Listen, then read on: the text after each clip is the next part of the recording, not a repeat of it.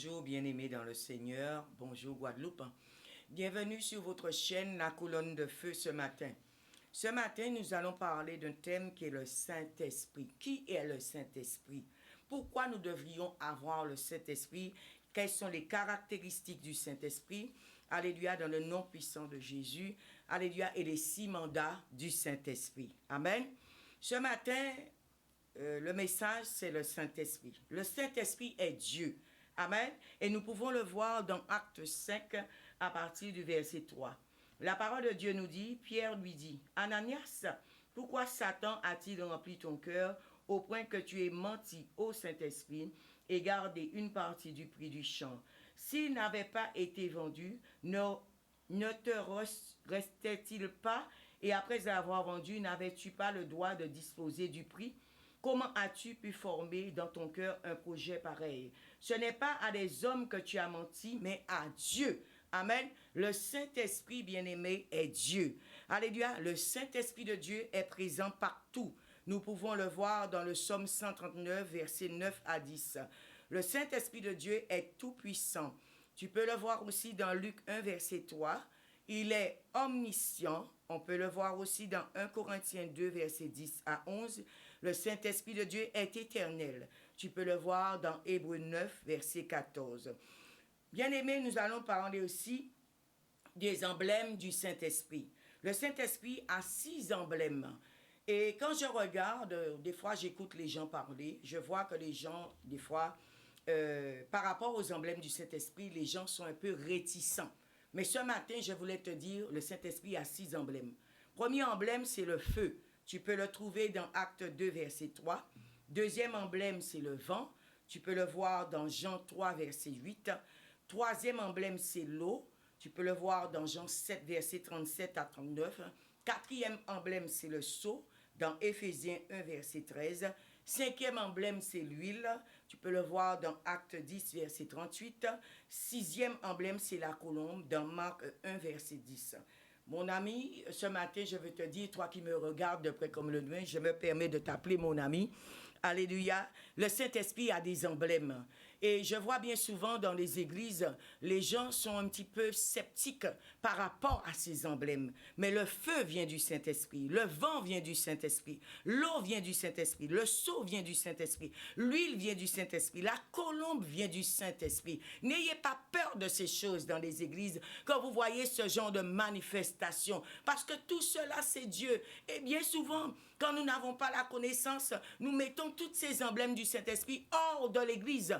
Or, l'Église a besoin des emblèmes du Saint-Esprit pour fonctionner, pour que ce soit une Église puissante et forte. Alléluia, dans le puissant et dans le précieux nom de Jésus-Christ. Ce matin aussi, je vais parler des caractéristiques du porteur de l'Esprit sans mesure. Quelqu'un qui porte l'Esprit de Dieu en lui, c'est un homme qui est préparé. Beaucoup, bien-aimés, ne sont pas préparés. Alléluia, des fois pour faire l'œuvre de Dieu, des fois pour l'appel qui est sur leur vie. Ça demande une préparation. Josué a été préparé par Moïse. Tu dois être préparé. On peut le voir dans Josué 1, verset 2. Alléluia. Josué était d'abord serviteur de Moïse avant de devenir serviteur de Dieu. Et c'est ce que nous n'aimons pas, être serviteur à côté d'un homme de Dieu, être serviteur à côté d'une servante de Dieu. Mais tu dois d'abord être serviteur parce que quand tu es dans le service à côté d'un homme de Dieu, le Seigneur dans son amour te prépare. Alléluia. La préparation est très importante. Alléluia. Tu dois être préparé. Dieu n'utilise pas des personnes qui ne sont pas préparées. Alléluia, mon ami. Dans ta tête, tu dois avoir la connaissance. Quelqu'un qui n'a pas la connaissance et qui se lève pour aller faire l'œuvre de Dieu, cela peut être très dangereux. Alléluia. Dieu doit nous tailler. Dieu doit nous façonner. Alléluia. En hébreu, cela veut dire barayata. Alléluia. C'est un homme, alléluia, qui garde une intimité avec le Saint-Esprit. Quelqu'un qui n'a pas d'intimité avec le Saint-Esprit, ce n'est pas bon. Alléluia. Quelqu'un qui marche dans la sainteté de Dieu, qui, en hébreu, cela veut dire sod. Intimité, une confidence. Dieu peut te confier des choses. Alléluia. Le porteur de l'Esprit sans mesure, alléluia, est complice avec le Saint-Esprit. Il doit avoir entre toi et le Saint-Esprit une complicité. Amen. Dans le tout-puissant et dans le précieux nom de Jésus. Ce matin, sur le plateau, nous avons, alléluia, une intercesseuse, Elena Rettel. Et je voulais lui poser la question, alléluia, par rapport au Saint-Esprit. Comment elle a rencontré le Saint-Esprit? Comment elle a fait pour avoir le Saint-Esprit dans sa vie? Qu'elle nous parle de cela ce matin, dans le tout-puissant et dans le précieux nom de Jésus. Nous l'écoutons. Oui, alors bonjour, chers téléspectateurs. Je suis l'intercesseuse Elena. Alors oui, je vais donner mon témoignage par rapport à la rencontre que j'ai faite avec le Saint-Esprit. Il faut savoir, comme le pasteur disait, le Saint-Esprit, c'est Dieu. Comment j'ai fait pour rencontrer le Saint-Esprit? J'ai rencontré le Saint-Esprit quand j'ai accepté Jésus dans ma vie, parce que Jésus aussi, c'est Dieu. Quand j'ai accepté Jésus dans ma vie, on pense que c'est une prière banale, mais ce n'est pas une prière banale qui se dit dans Romains 9:10, où qu'on confesse de la bouche que Jésus-Christ est le Sauveur, c'est lui qui est mort pour nous à la croix, et que Dieu l'a ressuscité des morts. Et quand on fait cette prière-là, systématiquement, on a le Saint-Esprit. Le Saint-Esprit est en nous. Après, ce Saint-Esprit va œuvrer en nous, parce que la transformation que moi j'ai eue a été radicale. C'est-à-dire que les choses que je faisais avant, mentir, voler, boire, enfin des choses mondaines en fin de compte, eh ben, ce sont des choses que je ne fais plus. Progressivement, j'ai arrêté de boire, j'ai arrêté de faire des choses qui convenaient pas au Saint-Esprit. Et c'est lui qui me façonne encore aujourd'hui, il me façonne pour me dire, à force de lire la parole, parce que c'est cette communion qu'on a avec lui, c'est à travers la parole. Plus on lit la parole, plus on a cette communion avec lui, et plus on a cette communion, plus effectivement on peut entendre sa voix, il peut nous diriger par rapport à des choses qu'on doit faire. Je vais vous donner un exemple simple. Je peux par exemple égarer mes clés, par exemple. J'ai dit au Saint-Esprit, aide-moi, où est-ce que j'ai mis ces clés? Des petites choses de ce genre. Vraiment des petites choses de ce genre. Et tout de suite, j'ai la réponse, tout de suite, ou bien j'ai besoin d'une idée quelconque, tout de suite je pose la question et j'ai l'idée. Si je comprends bien, le Saint-Esprit nous donne aussi l'esprit de révélation. Oui, l'esprit de révélation, l'esprit aussi de conseil aussi, parce qu'il nous donne des conseils Amen. Pour donner aux autres aussi. Et à travers tout ce qu'il peut faire pour nous, ça n'a rien à voir avec, c'est même pas nous-mêmes qui faisons les choses, parce que c'est lui qui fait les choses à travers nous, comme dit 1 Corinthiens 6, que notre corps, c'est le temple du Saint-Esprit. C'est-à-dire que quand on lui donne sa place vraiment en nous, c'est lui qui va œuvrer à travers nous. C'est plus nous qui œuvrons, dans la mesure où on reste obéissante aussi à ce que lui nous demande de faire. Amen, alléluia. Le Saint-Esprit, c'est Dieu lui-même. Le Saint-Esprit, je dis un chrétien qui marche sans le Saint-Esprit, c'est dangereux. Alléluia. Parce que tout chrétien, pour moi, devrait avoir le Saint-Esprit, doit être rempli du Saint-Esprit. On ne peut pas faire le service sans le Saint-Esprit. Parce que le Saint-Esprit, c'est une aide. Il est là pour nous aider, il est là pour nous conduire, pour nous révéler. Nous devrions avoir aussi le discernement des esprits. Alléluia. Et c'est le Saint-Esprit de Dieu qui le donne. L'esprit de révélation, la sagesse, la connaissance, l'intelligence, la force, la puissance. Tout cela vient du Saint-Esprit. Un chrétien qui n'a pas le Saint-Esprit, je dis à nouveau, c'est très dangereux. Faisons très attention. Tu es pasteur, tu es évangéliste, tu es prophète, tu apportes, tu es docteur de la parole. Tu dois être rempli du Saint-Esprit, alléluia, pour conduire l'héritage de Dieu. Tu dois être porteur de l'Esprit pour conduire l'héritage de Dieu. Et nous allons voir aussi ce matin les 6 mandats du porteur de l'Esprit, sans mesure. Alléluia. Premièrement, quand Dieu nous remplit de l'Esprit Saint, c'est pour que nous puissions guérir les malades. Ouvrons nos Bibles, bien-aimés, dans Ésaïe 61, verset 1er. La parole de Dieu dit, « L'Esprit du Seigneur de l'Éternel est sur moi, parce que l'Éternel m'a consacré par onction pour annoncer de bonnes nouvelles aux pauvres. Il m'a envoyé pour guérir ceux qui ont le cœur brisé, pour proclamer aux déportés la liberté et aux prisonniers la délivrance, pour proclamer une année de grâce de l'Éternel et un jour de vengeance de notre Dieu, pour consoler tous ceux qui sont dans le deuil, pour mettre et pour donner aux habitants de Sion en deuil une belle parure au lieu de la cendre, une nuit de joie au lieu du deuil, un costume de louange au lieu d'un esprit abattu. » Alléluia. Premièrement, quand Dieu nous remplit de son esprit, tu es porteur de l'esprit, ce que Dieu te donne en toi là, ce divin, cette divinité, c'est premièrement pour guérir les malades. Alléluia. Pour ressusciter les morts. Nous avons peur de ces choses dans les églises, bien-aimés. Alléluia. Mais le porteur de l'esprit sans mesure, il est rempli de l'esprit pour faire cela. C'est ça son mandat. Alléluia. Pour purifier les lépreux. Alléluia. Pour revaloriser ceux qui étaient privés de gloire. Alléluia. Pour chasser les démons. Je viens dessus ce matin. Nous avons peur des églises qui chassent les démons. Mais mon ami, je veux te dire une chose ce matin. Quand tu es porteur de l'esprit, Dieu te oint, Dieu te donne cela pour chasser les démons, pour emmener les gens à la délivrance. Beaucoup de personnes sont assises dans les églises, ils ne sont pas délivrés. Ils ne sont pas délivrés. Ils font le tour des églises. Ils peuvent passer dans une année dans 25 églises. Ils ne trouvent pas la solution, mon ami. Alléluia. Toi, homme de Dieu, toi, servante de Dieu, à la tête d'une église, tu dois être le porteur de l'esprit. Alléluia. Quand quelqu'un vient qui est malade, tu peux prier pour la personne. Alléluia. Je ne dis pas que cette personne sera guérie automatiquement. Mais celui qui porte l'Esprit de Dieu en lui, il y a plus de chances que cette personne soit guérie ou non guérie. Alléluia, dans le nom puissant de Jésus-Christ. Tu es là, mon frère, ma soeur. Dieu t'a donné cela, ce mandat, pour libérer les captifs. Alléluia, pour rendre libres les opprimés. Les gens sont chargés dans ce monde, fatigués, et cherchent une solution. Toi qui es porteur de l'Esprit, ton mandat, c'est cela.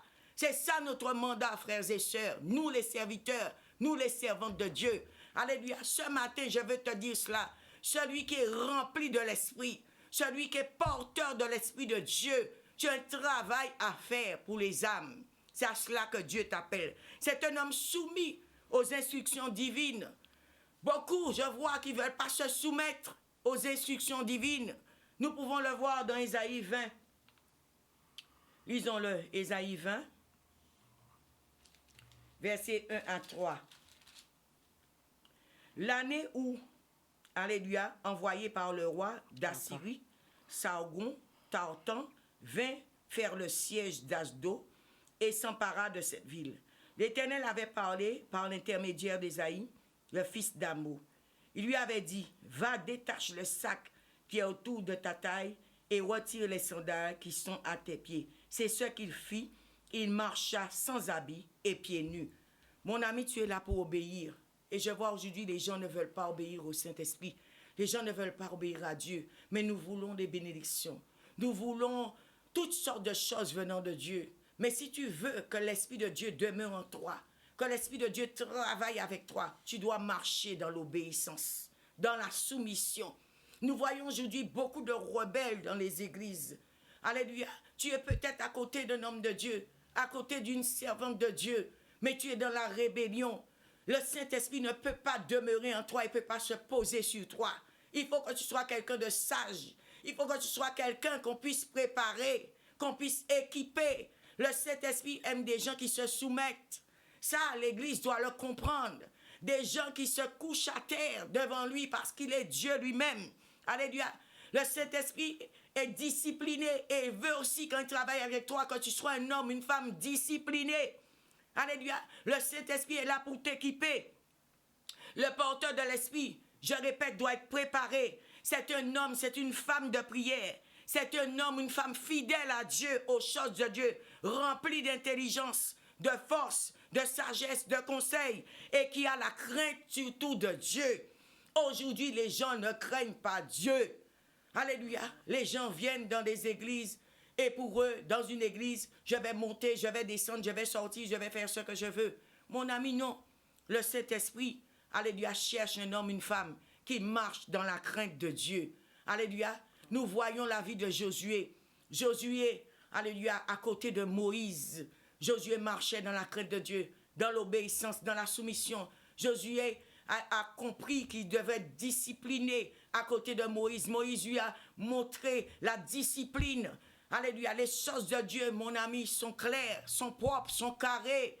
Alléluia, dans le nom puissant de Jésus, on ne peut pas rentrer et pour vouloir faire les choses de Dieu et le faire n'importe comment. Alléluia, il y a une façon de les faire, il y a une façon de se comporter, il y a une façon d'être, il y a une façon de parler, il y a une façon de se comporter, même en public, en tant qu'homme de Dieu, servante de Dieu. On ne peut pas déclarer n'importe quoi au monde, alléluia, qui ne vient pas de Dieu. Il faut que tu aies vraiment une connexion avec le Saint-Esprit de Dieu pour que tu puisses te lever et déclarer les choses. Beaucoup déclarent, Beaucoup sont en train de dire, Dieu m'a dit, Dieu m'a dit, Dieu m'a dit. Mais est-ce que c'est Dieu? Est-ce que c'est le Saint-Esprit? Ce matin, je suis venu te dire, voici les caractéristiques du porteur de l'Esprit. Voici le travail que le porteur de l'Esprit doit faire. Tu dois aimer les gens. Alléluia. Les gens peut-être qui étaient faibles, les emmener à monter. Alléluia. Afin qu'ils rentrent dans la gloire de Dieu. C'est ça le porteur de l'Esprit. On n'est pas là pour écraser les gens. On n'est pas là pour être dans l'arrogance, la supériorité, la fierté. Cela n'est pas de Dieu dans la chair. Bien souvent, nous voyons dans les églises l'esprit de compétition, l'esprit de révolte. J'ai même vu aujourd'hui, les gens se révoltent contre les serviteurs de Dieu, contre les servantes de Dieu. Je dis, nous ne sommes pas parfaits, mais tu ne peux pas te révolter contre l'esprit de Dieu. Cela est dangereux, cela est dramatique. Faisons attention, tu n'es pas d'accord avec un homme de Dieu. Tu n'es pas d'accord avec une servante de Dieu. Retire-toi en paix surtout. Mais les gens quittent les églises comme s'ils passaient de boutique en boutique. Alléluia. Non, mon ami. Après, on peut se retrouver dans des problèmes et on commence à dire que c'est l'ennemi. Non. Le Saint-Esprit, il y a des critères. Et quand on parle du Saint-Esprit, des critères du Saint-Esprit, les gens commencent à avoir peur. Mais il est Dieu. Il est Dieu. Le Saint-Esprit de Dieu, j'ai expliqué, il est Dieu. Et s'il est Dieu, il a des critères, il y a des choses qu'il demande. Il y a des choses que tu dois faire, que tu ne devras pas faire en tant que serviteur, en tant que servante de Dieu, en tant qu'enfant de Dieu dans le service. Alléluia, ce matin, je suis venu te parler du Saint-Esprit. Parce que sans le Saint-Esprit dans ce monde dans lequel on vit, sans le Saint-Esprit sur cette terre, tu ne pourras pas faire grand-chose. L'homme est homme, mais il doit avoir le Saint-Esprit. Si tu veux faire de grandes choses, si tu veux impacter ta génération, si tu veux toucher des nations, si tu veux qu'on te prenne même au sérieux, il te faut le Saint-Esprit. Il te faut le Saint-Esprit. C'est l'emblème même, je dirais, du chrétien. C'est la marque du chrétien. C'est un sceau que Dieu met sur nous. On doit voir l'Esprit de Dieu en toi. On doit voir le Saint-Esprit de Dieu en toi, mon ami. Alléluia, dans le puissant, dans le précieux nom de Jésus. Je voulais que la servante de Dieu nous donne un témoignage clé de sa vie, une expérience avec le Saint-Esprit qu'elle a passé, qu'elle nous parle de cela ce matin, dans le puissant, dans le précieux nom de Jésus. Amen. Ben, ce que je peux dire, l'expérience que j'ai vécue avec le Saint-Esprit, c'était tout au début de quand j'ai accepté Christ, et où j'avais cette voix qui me parlait, qui me disait des choses que je devais faire ou ne pas faire. Et au départ, je ne comprenais pas ce que c'était. Je me disais, c'est bizarre, on a mis quelque chose dans ma tête ou on me suit. Je ne savais pas juste ce que c'était. Et c'est à force, j'ai discuté avec mon pasteur de l'époque et qui me dit, là, c'est le Saint-Esprit qui te parle. Et c'est vrai que j'ai vécu des choses difficiles avec mes enfants. Et dès que j'avais besoin de renseignements par rapport à savoir comment faire les choses, tout de suite, je posais la question pour avoir la réponse parce que j'avais cette facilité d'entendre ce qu'il me disait.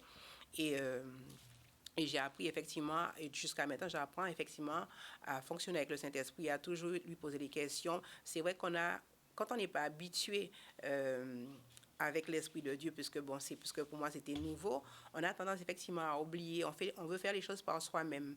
Et quand on fait les choses par soi-même, on se rend compte qu'effectivement, que des fois, on n'arrive pas. Mais quand on fait appel au Saint-Esprit, les choses vont beaucoup plus vite. Et ça, c'est quelque chose d'important. C'est vrai que Jésus nous a dit qu'il nous laissait son esprit, et il sait très bien pourquoi il disait qu'il nous laissait son esprit. Et quand on a le Saint-Esprit, c'est vrai qu'il y a d'autres, le pasteur n'a pas encore parlé de ça, mais il y a encore d'autres manifestations du Saint-Esprit qui se passent en nous, où il y a beaucoup de gens qui parle du parler en langue, qui nous donne aussi des dons spirituels aussi, Amen, qui sont propres à Dieu, et c'est lui qui le fait comme il veut et il donne à qui il veut. Et toutes ces choses, effectivement, quand on a ces manifestations en nous, on se pose des questions parce qu'en tant qu'être humain normal avant, on n'avait pas ce genre de truc. On se pose des questions, on se dit, mais c'est quoi ça? Qu'est-ce que c'est que ça? Et en fin de compte, c'est Dieu qui est là, c'est Dieu qui agit en nous et qui nous utilise en fin de compte, parce que Dieu a besoin d'un corps pour pouvoir œuvrer sur cette terre. Et nous Amen, sommes ses enfants, et comme nous sommes ses enfants, systématiquement, dès qu'on est ouvert à lui, on est dispo, il nous utilise. Amen. Amen, amen. Nous allons prendre un verset de la Bible, Ésaïe 43, verset 1er. La parole de Dieu nous dit maintenant, voici ce que dit l'Éternel, celui qui t'a créé Jacob, celui qui t'a façonné Israël. N'aie pas peur, car je t'ai racheté. Je t'ai appelé par ton nom. Tu m'appartiens. Alléluia. Amen. Frères et sœurs dans le Seigneur, l'Éternel, dans son amour, avec l'Esprit de Dieu, veut que tu sois façonné, veut que tu sois quelqu'un de changé. Alléluia. Si on n'est pas façonné par Dieu, on ne peut pas servir Dieu. Parce qu'il doit changer ton caractère. Il doit changer ton langage. Il doit changer ton esprit. Il y a ceux qui marchent par l'esprit du monde. Il y a ceux qui marchent par leur propre intelligence. Alléluia. Il y a ceux qui marchent par leur propre connaissance. Mais celui qui marche avec Dieu doit avoir l'esprit de Dieu. Si on n'a pas l'esprit de Dieu, on ne peut pas servir Dieu. Et c'est ce que nous trouvons aujourd'hui dans l'Église. Les gens viennent avec, alléluia, leur propre esprit, leur propre connaissance, leur intelligence, ce qu'ils ont appris dans les livres un peu partout. Alléluia. Mais ils ne viennent pas avec l'esprit de Dieu. Vous savez une chose? Quand quelqu'un a l'esprit de Dieu et une autre personne a l'esprit de Dieu, sans se parler, sans ouvrir la bouche, on se comprend. Parce qu'on est sur la même longueur d'onde et on marche par le même esprit. Alléluia. Quand quelqu'un a l'esprit de Dieu en lui, tu le sauras, tu le sentiras parce que c'est le même esprit. Des fois, nous courons dans tous les sens. Nous allons partout. Mais est-ce que là-bas, bien-aimé, mon ami, il y a l'esprit de Dieu? Je t'appelle mon ami ce matin parce que quand tu as une vraie relation avec le Saint-Esprit, tu deviens son ami. Tu deviens son ami. Que tu sois l'ami du Saint-Esprit. Quand tu marches avec le Saint-Esprit de Dieu, il y a des choses qui ne vont pas t'arriver sur cette terre. Je prends un exemple bien simple de moi. J'avais une route quand l'église était à Morne-à-l'eau que je faisais. Un jour, j'entends dans mon oreille, l'Esprit de Dieu me dit, évite ce chemin. Je veux que tu passes par cette route. Je ne me suis pas posé de questions. Simplement, je me suis plié et j'ai obéi. Et pendant 10 ans, 11 ans, je faisais cette route. J'ai jamais eu d'accident avec ma voiture. Jamais. Des fois, le Saint-Esprit, des petites choses comme ça, nous donne pour nous protéger. Quand tu as une relation avec le Saint-Esprit, même la nourriture, il peut le changer. Alléluia. Ton alimentation, il peut le changer. J'invite le peuple de Dieu à vraiment avoir une relation avec le Saint-Esprit. Il y a des choses, comme elle disait, tu faisais avant, tu ne vas plus les faire. Et tu ne sais pas pourquoi, mais tu ne les fais plus. Alléluia. Tu ne les fais plus. Ce matin, je veux t'interpeller. Cherche le Saint-Esprit de Dieu qui est Dieu. Tu peux être dans l'alcool. À l'instant, le Saint-Esprit s'est posé sur toi.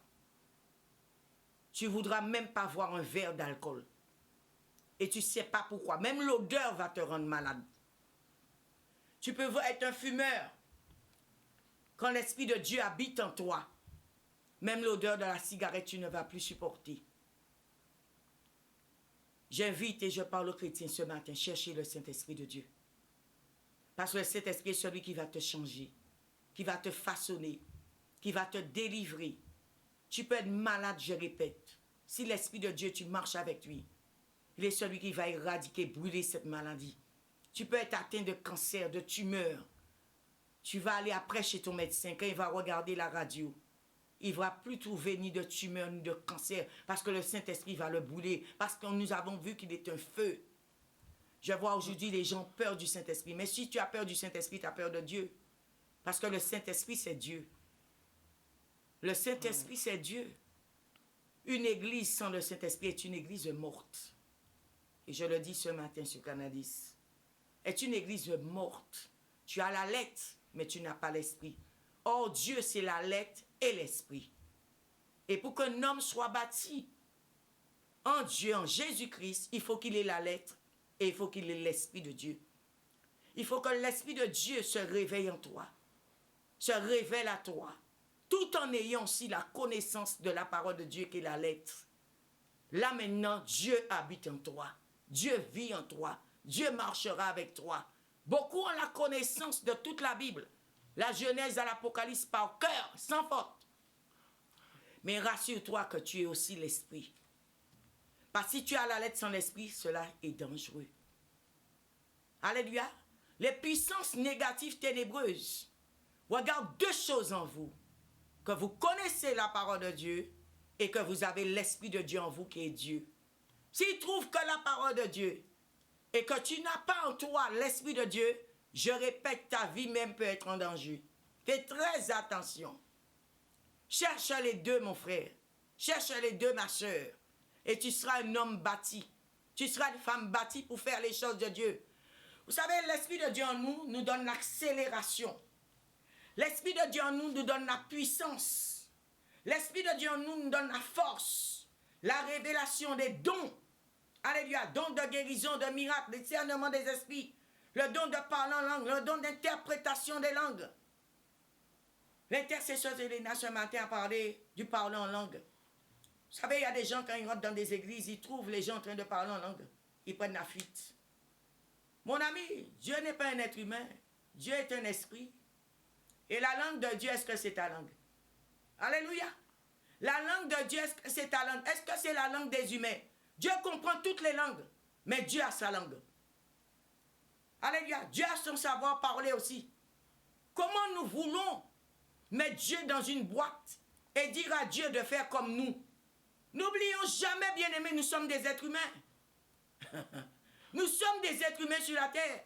Et Dieu, c'est le divin. Dieu est esprit. Amen. Alléluia. Je vois aujourd'hui qu'on veut mettre Dieu dans une boîte et gérer Dieu. Dire à Dieu, tu fais ça.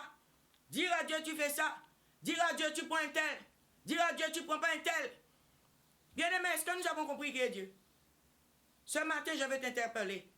La servante de Dieu l'a dit. Alléluia. Quand on a Dieu, on a l'Esprit de Dieu. Dieu utilise qui il veut. Qui il veut pour parler à l'humanité. Alléluia. Amen. Dieu peut utiliser même un animal. Amen. Pour parler à l'humanité. Parce qu'il est Dieu. Parce qu'il est Dieu, bien-aimé. Dieu peut utiliser ton enfant pour te parler. Alléluia. Et tu dis, enfant, tais-toi. Parce que c'est moi, maman, c'est moi, papa. Mais Dieu peut utiliser ton enfant pour t'avertir d'un danger. Alléluia. Parce qu'il est Dieu.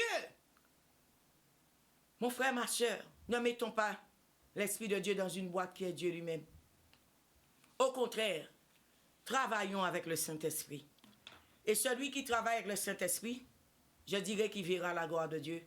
Il verra la main de Dieu dans sa vie. Sa vie ne sera plus jamais la même. Que tu aies une rencontre, je prie pour toi ce matin, que tu aies une rencontre personnelle avec l'Esprit de Dieu, avec le Saint-Esprit de Dieu. Et que le Saint-Esprit te remplisse sans mesure, quel que soit là où tu es, qui te remplit, que tu débordes, que tu sois inondé, immergé dans le Saint-Esprit, que tu sois rempli du Saint-Esprit là où tu es ce matin, dans le tout-puissant, dans le précieux nom de Jésus. Que l'Esprit de Dieu te visite, qu'au travers de ce temps, de ce message ce matin, que l'Esprit de Dieu te touche et qu'il change ta vie ce matin, au nom puissant de Jésus, au nom puissant de Yeshua Hamashiach. Alléluia. Mon ami, n'aie pas peur des choses de Dieu. Ne prends pas la fuite quand tu vois un serviteur de Dieu chasser un démon. Non, non, non, non, non, non, non. Ne prends pas la fuite. Les gens ont peur de ça. Alléluia. Mais ça, c'est Dieu. Je ne dis pas tous, peut-être, ils utilisent Dieu. Mais ça, fait partie, mon ami, des mandats. Alléluia. De l'Esprit de Dieu. Ce que Dieu nous demande de faire, de chasser les démons. Ça fait partie. De poser la main sur les gens pour prier pour leur guérison. Cela fait partie. Alléluia. De prier pour les gens afin qu'ils voient la gloire de Dieu. Cela fait partie, mon ami. N'ayez pas peur des choses de Dieu. Nous n'avons pas peur, j'ai remarqué, des choses de Satan. Nous pouvons aller facilement chez un marabout. Nous pouvons donner notre argent facilement chez un sorcier. Nous n'avons pas peur de mettre des conséquences de ces choses sur nos vies, sur la vie de nos enfants. Mais quand nous voyons la manifestation du Saint-Esprit, nous prenons la fuite. C'est qu'il y a un problème au niveau de la connaissance des choses de Dieu. Je dis à nouveau qu'il est le feu, il est le vent, il est l'eau. Alléluia, il est le sceau, il est l'huile. Quand nous voyons l'huile dans les églises, il y a des débats sur l'huile. Quand nous voyons l'eau dans une église, il y a des débats sur l'eau. Oh, cela n'est pas de Dieu. Alléluia. Mon ami, je te donne les versets à nouveau. Si tu n'as pas eu le temps de noter. Le feu, acte 2, verset 3. Le vent, Jean 3, verset 8. L'eau, Jean 7, verset 37 à 39. Le sceau, Éphésiens, alléluia, 1, verset 13. L'huile, Acte 10, verset 38. La colombe, Marc 1, verset 10. Ce sont des emblèmes du Saint-Esprit. N'ayez pas peur de Dieu. Dieu peut vous guérir avec de l'eau. Vous allez à l'hôpital, quand vous êtes vraiment malade, observez une chose. Les médecins vont dire à vos parents ou à vos amis de ne rien emmener d'autre pour vous que de l'eau. On peut faire deux choses avec l'eau. Les choses de Dieu aussi, les choses de l'autre côté. Mais n'ayez pas peur des choses de Dieu. Parce que tout cela fait partie de Dieu. Personne ne connaît vraiment qui est Dieu. Et Dieu ne va jamais se laisser connaître vraiment à l'homme. Alléluia. Amen. Jamais. Il nous donne une partie des choses. Et ce que Dieu nous a donné, le si peu qu'il nous a donné, cela est puissant. Ne le rejetons pas. Utilisez ces choses. Ce matin, je vais te dire, tu es malade. Tu peux être guéri que par l'eau. Bois simplement de l'eau. Arrête le jus. Arrête des boissons gazeuses. Bois de l'eau.